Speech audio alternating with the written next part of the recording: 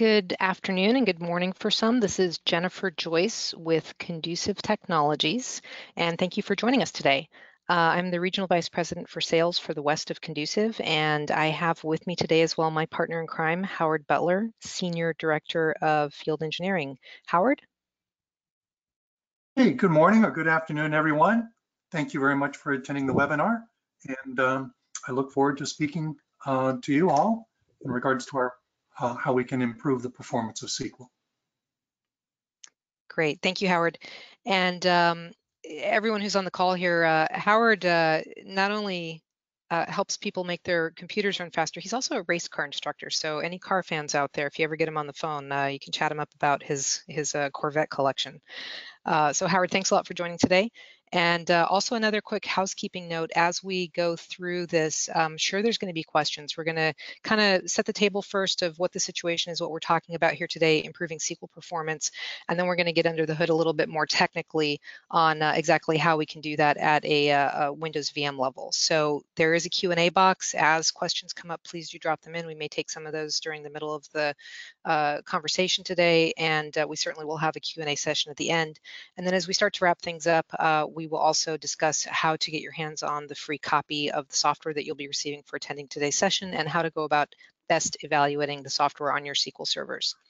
So we'll just jump right in here. So if we go to the next slide, Dawn, that'd be great. Thank you. So Conducive Technologies, just a real quick intro. I won't take too much time on this, but I always like to know who I'm talking to. We are a 38-year-old software company. And Howard, I think we're going to need to change that slide to 39 years quickly, aren't we? It's coming right up. So we've been around for a long time, and one of the things that I kind of like to focus on about our legacy is kind of what I like to call our scout badges, kind of around the corner of the slide. We've been a Microsoft partner since day one. We're actually one of a handful of the only companies outside of Microsoft who have had access to the Microsoft operating system source code, so we are experts in this field. Also a VMware TAP partner. VMware has very specific recommendations around the optimization technology that we utilize in the space here, which we can talk about, and recently received our Citrix Ready certification. But the one I really wanted to highlight for just a moment is the Microsoft SQL Server IO Reliability certification, most relevant to our conversation thread today. And that is really not an easy certification to get. And Howard, you were involved on the team that helped get that certification. Could you just say a couple words about that? Sure. Thanks very much, Jennifer. So as you pointed out, this is a rather elite certification bestowed by Microsoft, in the sense that it's normally reserved for hardware vendors to showcase their particular hardware solution and how well it performs certain types of SQL activities and so forth. And given the nature of our software, that we help improve performance by elimination of IO traffic from having to go to storage. This was a natural fit. So Microsoft tapped us on the shoulder, asked us to participate, and not only did we have to pass their rigorous tests, but we also had to field questions from a panel of Microsoft SQL experts to explain the benefits of how IO reduction truly does benefit a SQL environment. And so, like I said, it's a rather elite certification, and we're the only software vendor that has asked to participate and achieve this level. So it's a pretty big feather in our cap. Thanks, Howard. You know, we'll move right into the content here if we go to the next slide. You know, we've done this survey for the past 5 or 6 years now, and we really are trying to find out where are people having the most performance issues? What's really, you know, what are they raising their hand on? And SQL's it. As you can kind of see in our little word cloud here, the most frequent response coming back in with some performance issues is SQL. And in fact, you can see on the next slide a little bit more deeply what those results look like. We've got at least 28% of respondents coming in with raising their hand saying it's bad enough that I've got users complaining. And that's 1 out of 4. So if you're on the webinar today, you've got a lot of company. let's talk a little bit about what's creating some of these issues. I mean, obviously SQL is its own whole ecosystem. You've got your application stack on top of that, but there is another aspect that can really be holding things back, and it is significant.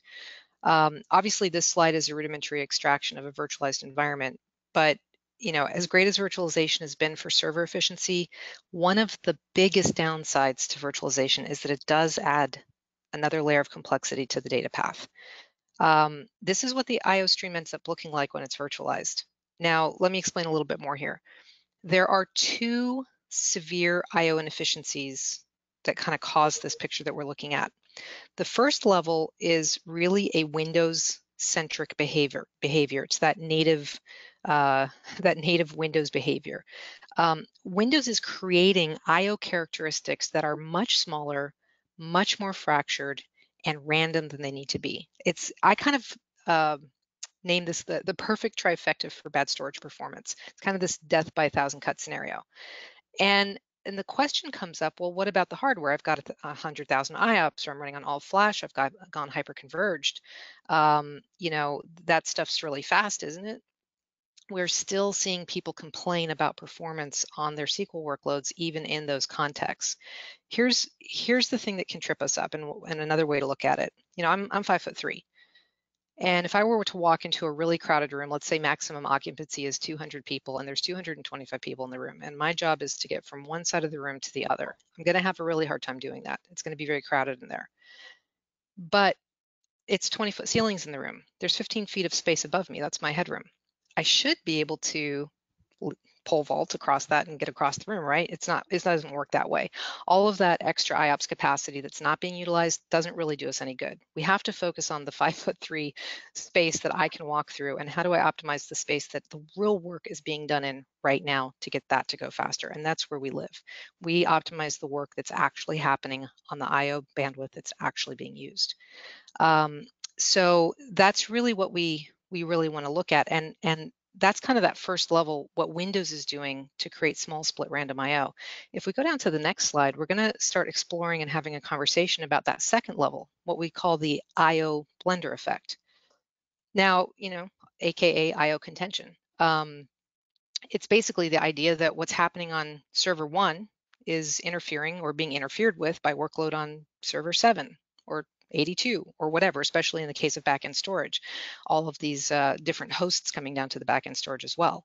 So you're getting this IO contention effect. We had a really, really interesting use case on this not too long ago. We worked with one client who had 6 hosts with 120 SQL VMs, and they had all their SQL VMs onto this dedicated cluster. They had their web and their app servers on a different cluster, obviously for core licensing considerations and stuff. Now, one of the servers, kind of you can see in the visual here, was supporting one client, and they were missing an SLA with that client every month. And they had missed the SLA every month for over a year, and it cost them a $10,000 penalty every time they missed that SLA. That's expensive. So they were very keen on fixing it, and they wanted to deploy Velocity just to that one server. And we let them know they could do that, but we predicted they would not get the result. The reason was because of the IO blender effect, and that's exactly what happened. So they had another shot at the SLA the next month. We said you need to really address the IO blender effect by deploying more universally. Could you do all 120 servers, even though they are not related to that client? They gave us 10 servers, their 10 busiest, and they made the SLA for the first time in over a year by 3 minutes. Then we removed the software. The next month, they missed the SLA again by 5 minutes. Then they said, okay, we're going to give you all 120 servers, which they did. And the next month, they made the SLA by 17 minutes. Their change control is extremely, extremely strict. And we verified that this was the only major change being done throughout the entire 4 months, and that the workloads on those servers had stayed consistent during that time period. If we go down to the next slide, we can see what that looks like. This is what a healthy IO stream should look like in order to get optimum performance from your hardware infrastructure. As you can see on this slide, there's a nice healthy relationship between the IO and the data. You're getting nice, clean, contiguous writes and reads with every IO operation. And something that I really kind of want to start touching on here is this concept of you now have 3 things. It's not just IO reduction. IO reduction is important, but you're actually transforming the nature of the IO from the source. You now, instead of having the small split random IO, you now have larger IO. And because each IO can carry more payload, you have less IO, and the IO is now becoming sequentialized. In fact, Howard and I just got results back from using a measurement tool with one of our affiliate engineers, and when we looked at all of this, he came back on a proof of concept that we've just wrapped up on an environment with a VDI cluster. They've got 330 VDI clients in this environment, and the IO size went from 12 to 25. It was very, very interesting. So there was a lot less IO, it's sequentialized. It's great to see it in the wild when it's doing what it's supposed to be doing. Now, Howard, can I tap on your shoulder real quick just to discuss a little bit more about the importance of the sequential IO aspect of our software versus random that Windows is creating natively? Sure, be happy to. So first of all, let's step back for a second and look at, the general performance measurements that storage vendors provide is usually always broken down in terms of this is the performance value for sequential IOs, these are the performance values for random IOs. And then they also then break down those two categories into reads and writes. And what you will see is that in every single case, sequential IOs always outperform random IOs. And that still holds true not only with spinning disks, traditional magnetic disks, but also SSD and flash storage. If you're just simply doing more sequential IOs, then the behavior of the storage array can satisfy those IOs many times faster than the random ad hoc ones. So I think that's a really good way of kind of looking at things in regards to SQL versus or SQL, sequential versus random IO traffic and how we can help better define that. Thanks, Howard. And as you were talking, I just had another thought. I know that I've been on the phone with you and other customers where they've talked about the ratings of testing out of the box, but that's really under ideal conditions. Once you get it out into the wild and you've loaded it up with a bunch of VMs, that starts to change, doesn't it? It certainly does. I mean, they're certainly going to be putting their best foot forward, documenting whatever IOPS they are able to achieve per second and so forth, but you're absolutely right. That is under ideal conditions. But now you start adding a more randomized type of workload, multiple VMs, all running a variety of different applications, a different mixture of users doing all kinds of different workloads. Now the workload does become less than ideal, and you no longer have that clean, smooth IO type of handoff from a single source to the storage array. You now have, this blender effect, as you described, certainly does come into play, and that wreaks havoc in terms of the overall achievable performance at the storage level. Yeah, it's really interesting too because one of the things that I like to mention is that a lot of times when you put our software in, if you thought you had to buy 10 pounds of hardware, you may only need to buy 8. But most people are still buying 10 anyway. Most environments today are over provisioned, and it's kind of that 20-foot ceiling thing I was talking about, where we're still only using the bottom 10% or less of the IO.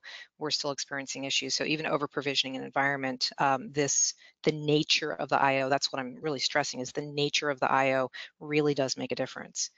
So if we go down to the next slide, I want to kind of touch a little bit more now, getting in, we've kind of set the table, good job of, hey, what's happening, what's contributing to some of these performance issues we're seeing, how do we clear them up? But now let's get a little more technical. I want to start by talking about where we're installed, and also as you guys are having questions, start dropping those into the chat box as well. But I want to talk a little bit more about the software itself. How's it doing it? Where's it sit? So let's start with the where it sits. Now, the orange bar is representing Velocity. It is a 100% software solution. It is Windows focused. So we do only focus on Windows VMs. It can be VDI clients. It can be server OS. We also, if you've got some physical SQL servers, a lot of people still have a couple lingering that they were never able to virtualize for whatever reason. You can also focus it there. But it is, the point is it's software. No hardware components. It's basically composed of 2 light filter drivers, and it's fenced by Windows. Now, the important thing about it being fenced by Windows is the compatibility aspect. So because it sits inside Windows and it's above everything else, it does not need to go out and try to talk to the hypervisor or interact through the network directly or talk to storage. If it's compatible with Windows, it's compatible with us. So, if you think about it another way, there's no special flavor of Windows for Nutanix or Windows for Pure or Windows for Hyper-V or Windows for VMware. It's just Windows. Everybody else has to be compatible. And there's so many abstracted layers, they're not actually even directly talking to Windows, but we do. We directly talk to Windows. Now, I think that the most important piece of this slide is actually in the name, the top of the stack. We like to call this the top of the stack slide because what we're dealing with is where we sit. We're sitting at the source rather than symptoms. So we're treating this breakdown of I/O and the degradation of performance that the source is within the Windows operating system. The only place you can address that is within the operating system. Everything else has to deal with symptoms and deal with it after the fact. So what we end up doing is alleviating 30 to 50% of all of the I/O from having to go down to storage in the first place. Having to have the network and the SAN controller sift through all of that small fractured random I/O and send down to it, treat it to larger, fewer sequential I/O, which makes everybody else happy. So this is what translates into that 30 to 40% faster data transfer rates. In effect, you've got a Ferrari sitting there in your office, and Windows, it controls the gas pedal, and it's got its foot on the brake. So by getting Windows to be optimized properly, you can really put the gas pedal down and get the most out of the investment and ROI out of the hardware that you've invested in. So let's go forward another slide here, and we're going to get a little bit more into, okay, great, I understand what you are, where you are, how do you do it? All right, so we're going to kind of open the kimono here and get into the secret sauce. There are 2 major engines that we're going to talk about. I'm going to actually ask Howard to really highlight the technical aspects of these. The first engine is our write optimization engine. It is called IntelliWrite, and it is what is guiding us to those larger, fewer sequential IOs and creating that healthy IO environment. So Howard will explain that. The second engine is our DRAM read caching, and this is our IntelliMemory engine. So we'll get into that in a little bit more detail as well. And then we'll very briefly touch on some of our deployment and reporting capabilities from our centralized console. And by the way, guys, it is a .msi file. You don't have to use our console. You can use existing deployment methods. If you happen to be dealing with a VDI environment, you can go in the gold image, link clones, all that stuff is good. Now, one of the reasons I mention things besides SQL is because SQL resides within Windows, and these inefficiencies that SQL is experiencing are also affecting anything else that runs in that Windows context. So while we are focused on SQL, that is the number one reason people come to us, it does have a lot of other uses and applicability in enterprise data centers. So Howard, maybe I could ask you to kind of take over here on the next slide with IntelliWrite and just kind of give the good people here a rundown of how we're doing it. All right, sounds really good, Jennifer. So when you think about it, applications that are running within the context of SQL do not talk directly to the storage device, okay? They're running within the context of a Windows computer system, okay? Could be a physical Windows server, could be a virtual one, but the application that is reading or writing data, let's talk about writes, has to go and pass that request onto the Windows operating system that ultimately sends it to the Windows NTFS file system. And this is where the breakdown begins to occur. So Windows doesn't really have any knowledge as to how large is the file that you're currently writing to or creating going to be. It's not tracking where are the larger chunks of contiguous free space. It just simply latches on and grabs the first available segment of free space. So think about this. Your application wants to write a megabyte of data, passes it on to Windows. Windows goes and grabs the first available free space. But what if that segment of free space is only 4 KB in size? You can't put a megabyte of data into such a tiny little area, but Windows will write what it can into that small, tiny space and then go and get the next free space. Well, what if it too is also very small and tiny? It'll write what it can and go and grab the next one. Every one of those operations is a separate IO request that is passed from the Windows environment, if we're talking about a virtualized environment, from the Windows guest VM to the hypervisor, physical host, maybe out across your network, and now over to the storage system. So by nature of the behavior of the Windows file system, you're increasing the amount of write IO traffic right out of the box over the course of time, okay? And every IO matters. Every IO is precious. Every IO request does take some amount of time to complete. So if we can eliminate a larger portion of these unnecessary IOs and help Windows allocate the space and write the data in larger consecutive chunks of data. So now there's fewer writes for the same amount of data. You now will have a far more efficient and less time-consuming write operation. So the technology in our product allows us the ability to understand what is the availability of the free space, where are the larger chunks of free space, pass that information on to Windows, so Windows is still in control of allocating that space and processing that IO. We're just providing it the intelligence that it's missing. And so now Windows can take better charge of writing a fewer number but larger, more sequential IOs that's going to be faster to complete the data transaction. So that's kind of I can get deeper into the weeds on how all of this is done, but I think that's sufficient to understand the solution that we're offering here and why it's extremely important and how it plays into the overall speed and performance of writing data. Great, thank you very much.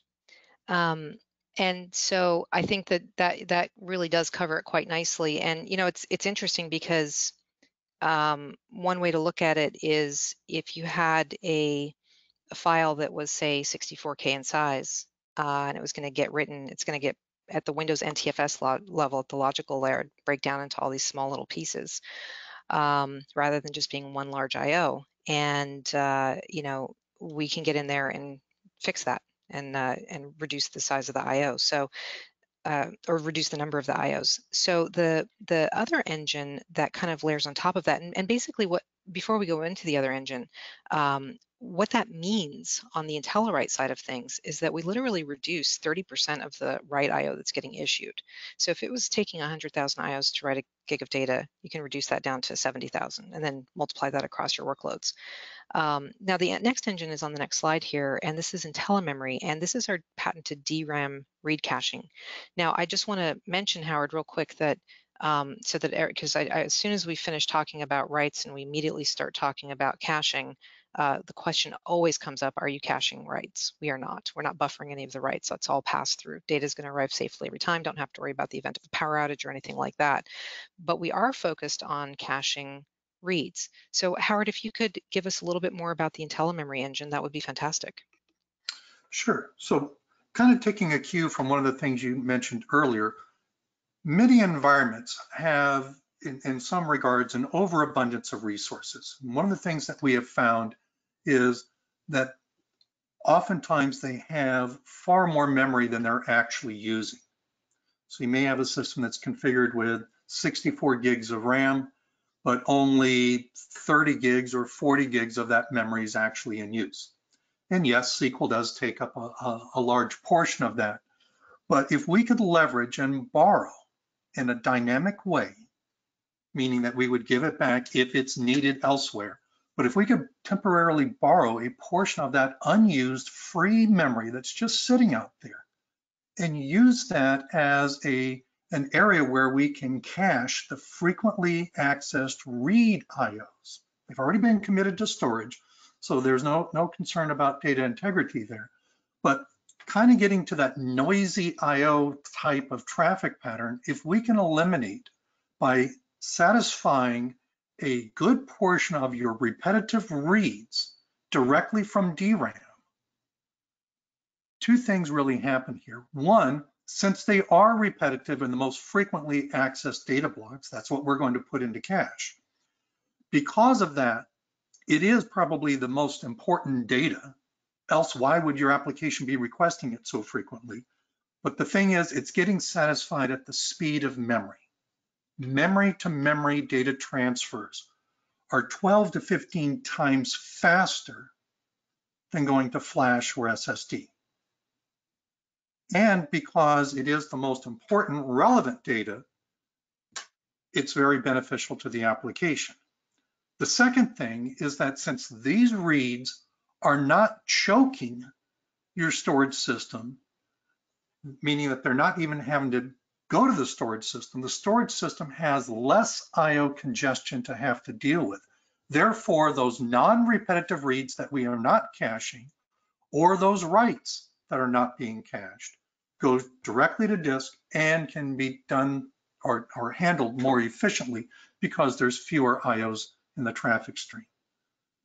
Now, if memory is needed elsewhere, we recognize that there's a demand for that memory, and before Windows ever thinks that it's running low on memory or an application is running low on memory, we dynamically can give that memory back to Windows. So Windows still thinks that it has all this memory free and available.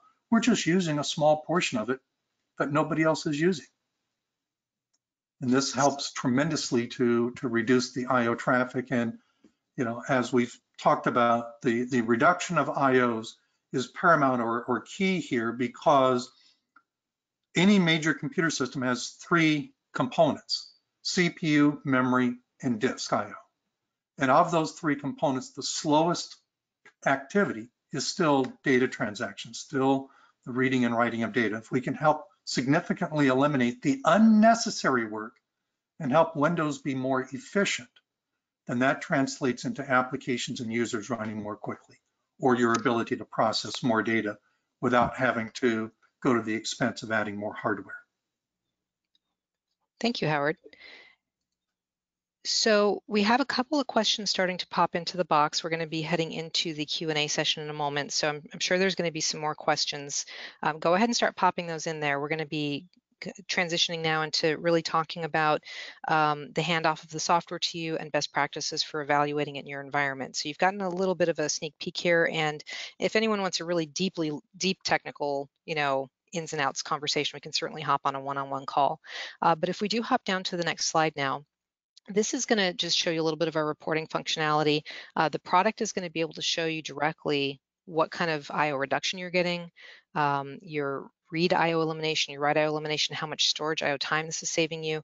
The next slide will also show you our one view of many of the reports available in the management console for assessing and managing and analyzing what the software is doing. And a lot of times, if you go to the next slide, Dawn, we've got really spectacular results. And sometimes it's even we don't know what we're going to get until we deploy. A lot of times problems clear up that people didn't think were associated to these IO issues, and we'll get to the end of the proof of concept and they're like, well, this, and this changed. One really great example is Creative Office Pavilion in the right-hand corner there, upper right. They have what I call Windows ghost or shadow issues. This is, and this comes back to SQL too, the lockups, the freezes, the timeouts, the hangs, the queries running a little slower, users getting dropped off remote sessions, all of that just went away. And I've heard that many times from customers who deploy us across the boards. Christus Health, another good example. They were in the case of being faced with a premature hardware upgrade only 18 months into the life cycle of a 3-year SAN, and a $2 million PO sitting on the CIO's desk to do a premature upgrade because of performance issues, significant performance issues. They threw our software in there. They were able to cancel that PO. We're not in the business of displacing hardware, but that was a 18-month early premature upgrade on a system that had just been dropped in. So, if it's not the problem, if hardware isn't the problem, let's solve it somewhere else from a fraction of the cost. Now, if we go to the last slide, this is just next slide, it's just a quick summary of a lot of the things that we do here consistently, the consistent themes of using our software. Just, the reduction in times outs and crashes, shorter backups, better application performance, things like that. Now, how do you evaluate this? So we do have a pre-POC consultation. This would be I'll show you this in just a second, our conducive IO assessment tool, which you can run an assessment in your environment. And then if we determine that your environment is a good candidate, that's the whole point of the pre-POC is, are you even a good candidate? If we determine that that's the case, then we can advance to a proof of concept. And once the proof of concept is complete, then we will help provide you with a written business summary analysis of the results that you got. Now, to just show you that pre-POC step, it's called the Conducive IO Assessment Tool. Now, anybody who wants this tool, go ahead and drop into the chat box IOAT, and we'll make sure you get a copy. This tool is agentless. You would stand it up on a server, and it uses remote WMI calls to collect existing perfmon data from targeted servers that you want to assess and see if they're candidates or not. You can send us the CSV file, we'll hop on a call to review, and we can have that assessment to see if going into a proof of concept would make sense for you or not. So again, just pop in IOAT into the chat box. We'll make sure you get a copy of that. And then if we go to the next tab, just a best practice. Now this is a pretty dense slide. The next two slides are pretty dense verbiage-wise. You're going to be getting a copy of this presentation sent to you afterwards. I'm not going to go through all of the ins and outs here. This is more to self-enable you of what you need to do. When you are dealing with SQL, because we do offer the DRAM read caching, and our algorithms are much more efficient than the SQL algorithms. In fact, if SQL sees it and caches it, we won't see it. But time after time, we see that our caching is extremely effective and efficient. So you'll want to place a memory limit on SQL of how much it can use, otherwise it will take everything. Again, if we get into the point of going into a proof of concept, we can assist you with that analysis of how much memory you want to leave free over the limit. Doesn't mean you have to add SQL memory to the server. You could just place the limit lower on the existing memory you already have. And then we'll go into the last slide here on your next steps. So there are a couple of different ways you can evaluate this. You can use the velocity management console. And so I'm also going to ask anyone who wants this option, type in VMC, velocity management console. If you haven't already typed anything in, you can type in both, but the velocity management console will allow you to deploy velocity to your whole enterprise if you wish. In fact, we recommend it based on the IO blunder effect, but at a minimum to every VM on the host that you're assessing. And you can manage it all centrally. The trial lasts for 30 days. You can use it as far and as broad as you want. We recommend that you do. So type in VMC or IOAT or both, depending on which tools you would like. And so the first step would be to really run the Conducive IO assessment tool, get that assessment, then use the 30-day velocity management console to push the trial everywhere. You're going to be getting your free copy. Your free copy can be used anywhere you want. It can be used on a production server, anywhere. So you may want to keep that activation license in your back pocket, and you can cherry pick whatever server you think you're going to get the most benefit on after you've looked at the Conducive IO assessment tool. It's yours to use and it's yours to keep as a thank you for attending. And I do see that we do have questions coming in. So Howard, I'm going to tee up a couple of these questions. Some of them are technical, some of them are licensing, it looks like. But Dawn, if we can go to the very last slide with our contact information on it, and we'll go ahead and start fielding these questions. If anybody has to drop off, this was a 30-minute webinar. If anyone has to drop off, we will send you the recording. But right now, we're going to stay on for a minute to answer the questions that have been coming in. So, Howard, the first question says, at our shop, we use Windows 10 at 100% client and Windows Server 2012 R2 or higher, running SQL 2004, 2016 or higher, meaning SMB 3x has been used all the time. Do you think write IO reduction still would take place significantly via velocity? Well, that's a really great question. And yes, velocity will continue to provide write optimization in that environment. Those mapped shared USB access, or not USB, but UNC path type of disk, our software would install on the server to reduce the IO traffic that the server is having to process against that storage unit. You can also have benefit by velocity running on the individual clients or guest desktop systems, because oftentimes, while they may be accessing data over that shared mapped drive, there's still a significant amount of IO traffic that is done on the client side that never was sent to the server. So the optimum effect would be achieved by having velocity on both the server side and on the guest client. Okay, great. Thank you, Howard. Now, I do have a couple of questions that have been sent to me privately, so anyone who wants questions, please drop it into the public box. So one of those questions, Howard, is also for you. It says, does this work only on SQL servers? Well, the good news is, no, it works on anything that's running within the context of Windows. SQL just happens to be a very sweet spot for us simply because of its enormous amount of IO activity. But you can have SQL, you can have any other type of database, file share, anything like that. Domain controllers are also another sweet spot simply because they're so chatty in terms of authenticating access to data requests and so forth. So we play nicely across the board with anything that's running on within the framework of Windows. Okay, great. I've got another question here from David. It says, if you are using Windows clustering for SQL, will this work with that environment? Yes, it will work. Depending though on the cluster environment, whether it's active, passive, or active. If you're active passive, then all the features of the product work. There's no difference. It works completely transparently. If you're active, meaning that two or more nodes have the ability of reading and writing data simultaneously to the storage unit, then our read caching technology will automatically be disabled. You'll still get the benefit on the write optimization, but we just simply would not be caching for data integrity purposes. Okay, great. Howard, here's the next one. It says, does it get installed on the host level or the VMs? When we're talking about a virtualized environment, it's the individual guest VMs that you would mostly be concerned with. There's an outside corner case where on the host, if it's a Microsoft Hyper-V and you're using that Hyper-V system, not just for supporting virtual platforms, but you're also using it as kind of a real physical Windows server. Run into a couple of cases where people have done that. And in that case, you would put the Velocity product on the host, on the Hyper-V host, and on the individual guest VMs. But for 99% of the public out there, they're really just having a hypervisor host that's truly only performing the role of being a hypervisor and not doing any other work other than that.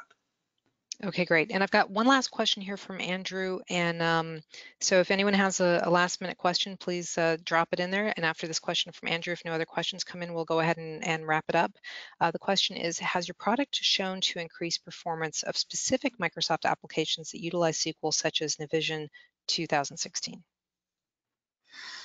You know, we have case studies from a number of different customers, but keep in mind that each organization's access to their data is quite different. So it's not just pointing the finger and saying, you know, this application is going to benefit or that application. It's really, how does your environment access the data? And the best way to put it to the test is put our software on there and let's look at the results. Sounds good.